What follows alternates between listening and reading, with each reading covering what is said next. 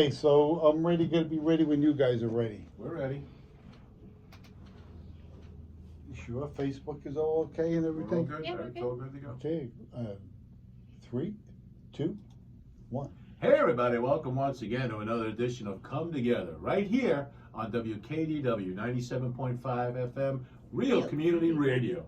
I'm your host, Peter O'Shea. As always, with me, my co host, the lovely and talented, and yes, I am contractually obligated to say that, because not only is she the co host with the most, she's also my wife. The lovely and talented Shannon Elizabeth Fitzpatrick O'Shea. How are you, darling? I'm wonderful, Mr. Peter James John O'Shea We've got them all in there of now. Far Rockaway, New York. It's just true, it's true. Now, welcome aboard for the show now. We've got to tell them we've got something cool coming up We for do. Divine Global Recovery We coming up. do. We did our first art contest, which was the Mother Nature art contest, and you were Mother Nature herself. Yes. And you're going to recreate your role now. I don't think it No, goes it's with no, the it does. Thanksgiving It theme. always goes. It always, No, I don't Mother think Nature so. goes with everything now, and they all love you. You're known for that now. You're gearing up. Because that's all there is to it. Get your latex. It's time. We're going to have a Thanksgiving art contest this time, and it's what are you thankful for? And it's for students this time. And I like it because they can do a photograph, Mm-hmm. a painting, or a drawing. Correct. Whatever they like, whatever they're into for art, and what we want them to express for us in this art is what are they thankful Yeah, for. what- So what take a does picture of your gratitude family. mean Take to a you? picture. Yeah. What are you thankful for in your life? And the idea again, when we do these, is to raise not just funds and awareness for us, for DGR, to get more volunteers, which is a big part of the day, but also just to take a moment and have everybody stop and say, hey, you know what?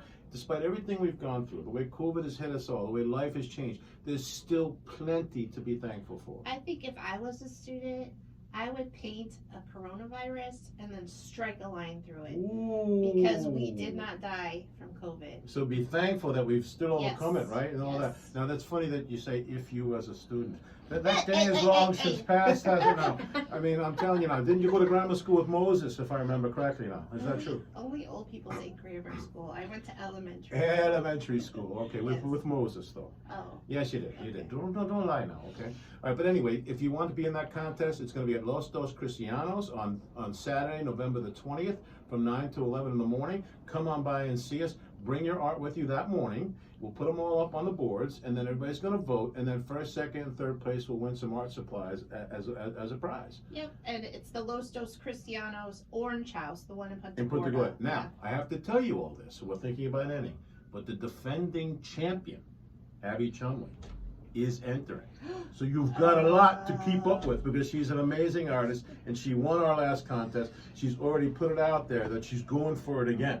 So if you're gonna go, you bring it, you better bring it for real. For real, because she's good. Yeah, all the She's entries we had good. last time were really, really good.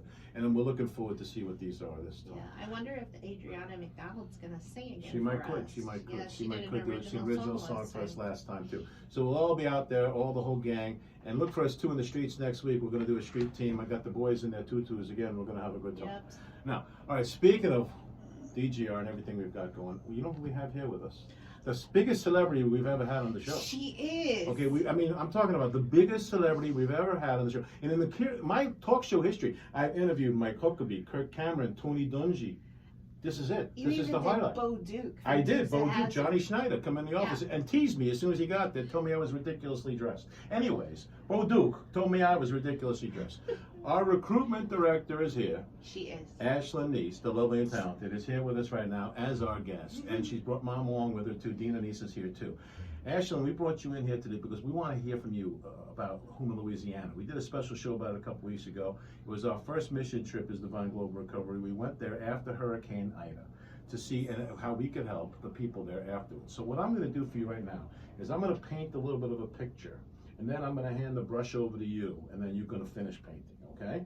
So remember the moment we were on the car driving there, right? It was me, you, Sean, Palmer, Mom, and Chet, all right? And we had Chet Jr. on the way home, right? So we didn't have him on the way there.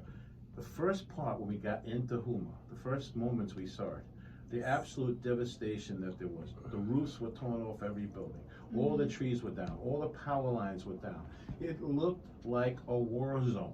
None of the stores were open. Nothing was working. No power, no water, no nothing. And all these people looking for help had no food, no nothing. That's what we were up against, right? So Yes. Tell me, when you first were in the car, tell me your first thoughts. As you're seeing that for the first time, what was your first thoughts? Oh, well, my first thoughts were really, I felt hurtful for them because they lost everything. Mm-hmm. Everything was gone. Everything. Their whole life, just everything they knew. Sure. The photographs, the scrapbooks that Yeah. you kept from your Their family, memories. that wall that you used to mark how tall everybody was, right? Yeah. All of that is gone for them. And we know this now. We know that that's all gone. So again, that's the first feeling, is empathy, right, that you have for them. But then Yes. once we got to the base camp, you got to kind of put that empathy to the side and get into another mode of, okay, we're in this to be a rescue team.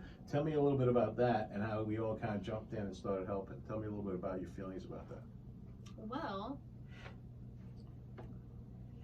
it was exciting though to help out, and This was your first time being in a disaster relief where you're hands-on, correct? yes.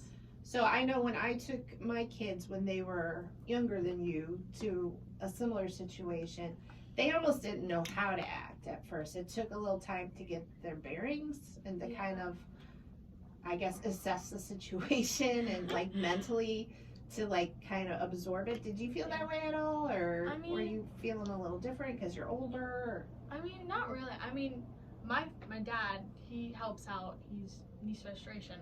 So, I mean, I kind of grew up with my dad telling me how the Devastating it is. devastating it was, and all the destruction, and yeah. But you know, when we hear the stories, and we were talking about this, Dina, earlier, Yes. how Mhm. you can put it on the news, you can tell the stories all you want, but it's a whole different story when you're actually there. And now we Oh, yeah. met so many people, families. You know, the first family we met when we got there was the two sisters that had 10 kids between them, and they were sharing one car so that they could take turns having air conditioning. That it's so devastating that it's hard to even put your arms around it, to figure it all out, how hard it is. But you know what? There's still hope in there, right? We went there, we saw that Yes. there was still hope. We were Yes, able to there is. give hope to people at that point. Talk to me a little bit about that. You had that palpable feeling. I saw you several times in that time. You were literally handing hope to people, right? Yeah. And how does that feel? How did that feel for you? It felt really nice because I got to help out, and I got to be in the position to help out people who lost their things, and giving out even just water, giving them out water and seeing how happy they were. It To get a was drink of water. Yeah, just to get a drink of water. It was really nice. Just have that feeling. As soon as we left, the first thing you said to Mom was, Can What? I go back? "Can I go back?" Okay.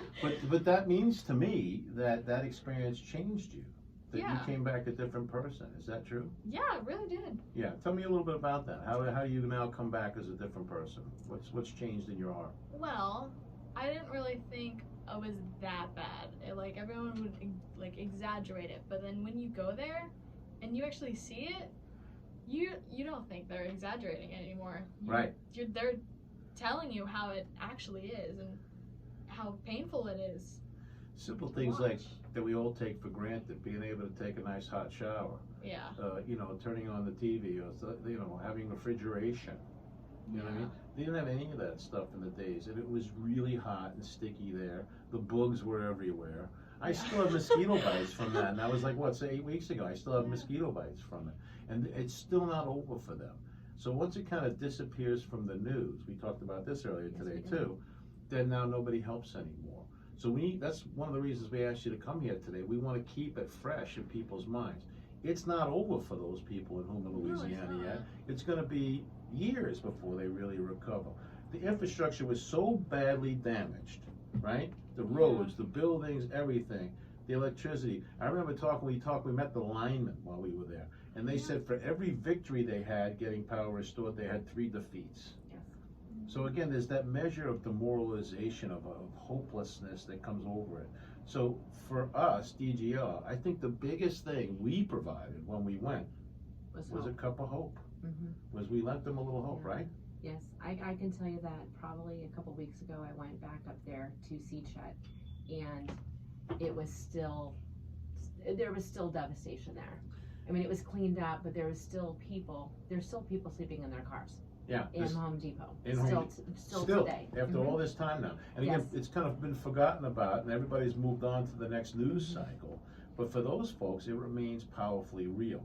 So that's why you guys have to still stay engaged. We worked with the Cajun Navy Ground Forces that day. We worked with Salvation Army. They're still out there. We just got a wonderful letter, Divine Global Recovery, from the Salvation Army thanking us for our help when we went That's there. amazing. And so that's a connection now we've made. Mhm. And those folks are out there on the front line all the time. So we have to keep supporting them and helping them so that the folks there can get restored.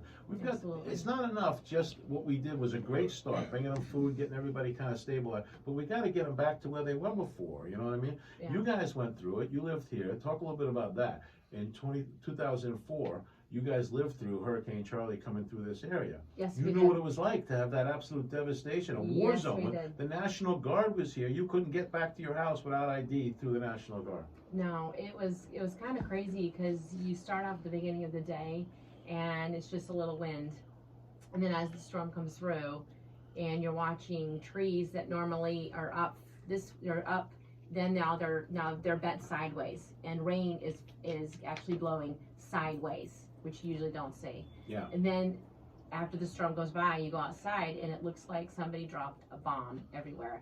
There's buildings that have been not blown away, but just kind of it's gone. Yeah. Roofs are gone. We lost part of our roof. We had tree branches in one of our in our roof line Come right in. from coming in. But you don't realize that when you're in the house and you're hearing all these noises, and you're like, holy cow, that's a hurricane or a tornado. Because a tornado, when you hear it, it actually sounds like a freight train coming. It does. It sounds like that. Now, there was a surreal moment while we were there in Houma, Louisiana. You and me and the rest of the kids went to the only convenience store that was open. Oh, yes. You remember that? Yes, I remember that one. And it was surrounded by the National Guard while we were there. We practically got strip searched just to go get a hamburger. You know what I mean? We wanted to get a couple of drinks and some candy, and we had to go through quite a lot to get in there. That makes it so real, didn't it? I don't know about you, but I was a little scared. And we tried to give them Sean, they wouldn't take her, remember? They were like, Yeah, we attempted to give Sean we away. were like, listen, if you won't bother us, just take this kid and then leave us be. Yes. And they were like, no, that doesn't how it works. Trade Sean out for a candy bar. Yeah, we tried, but it didn't work. Sean's the older brother. Yeah. For those who But don't know. that was Yeah. a moment we all really, we started goofing around a lot at that moment, but I think it's because we had to. If we didn't start laughing about it, I think we were going to start crying because it was such a real and powerful impact to realize you couldn't go to the gas station or to the convenience store without getting past Uzis first. Yeah. Okay? Think about that out loud for a second, boys and girls. We had to walk past the National Guard who were carrying giant, guns, that automatic rifles and stuff like that, because that's how scary it was at that time. Were you scared at that moment? Yeah. Yeah. I've never seen really the National Guard surround Anything, right? anything that protect it like so well. Yeah. It was very scary. It was scary.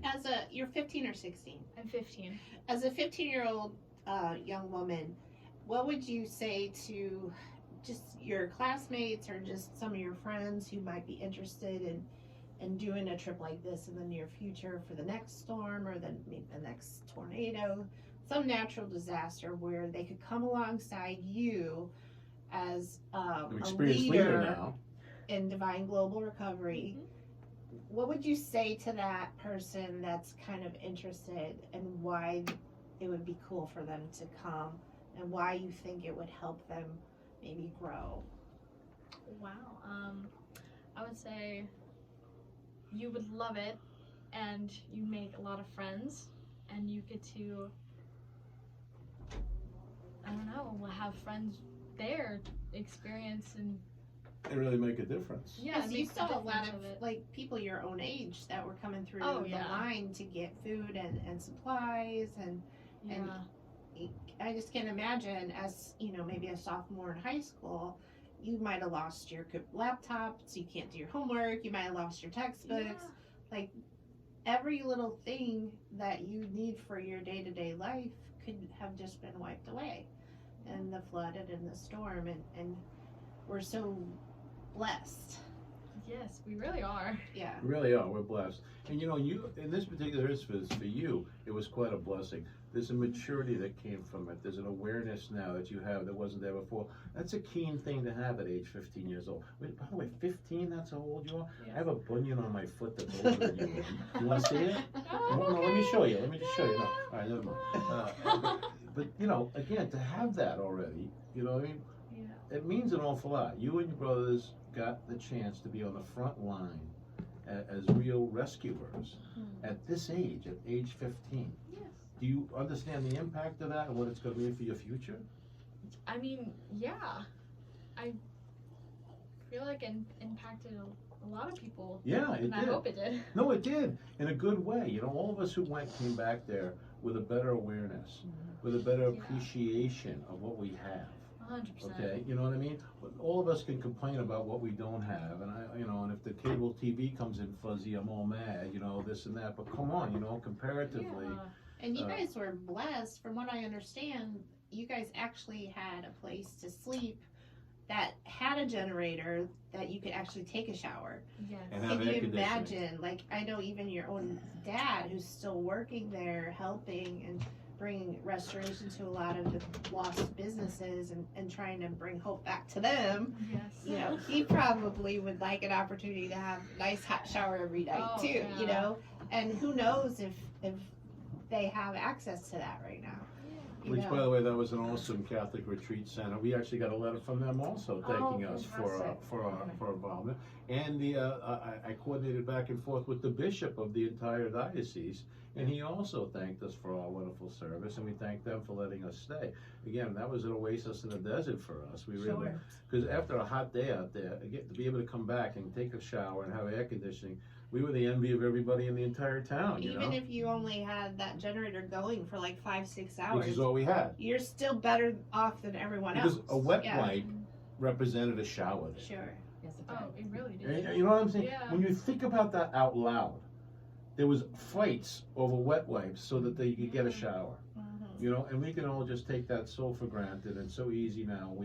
So again, the value of this is to really appreciate what we have and to understand, be empathetic of those who have lost so much. You know, that area has gotten hit often, just like we are. They're kind of a seawall for the rest of the country. Yes, they are. Okay, they have the same climate as us, the same weather. They're the same thing. They get that 3 o'clock storm every day like we do. They have those barometric changes exactly like we do. So again, as you're trying to dig out of the hole, more rain is coming, and it just keeps on coming. So it's a constant battle to stay hopeful, to stay upbeat in all of this.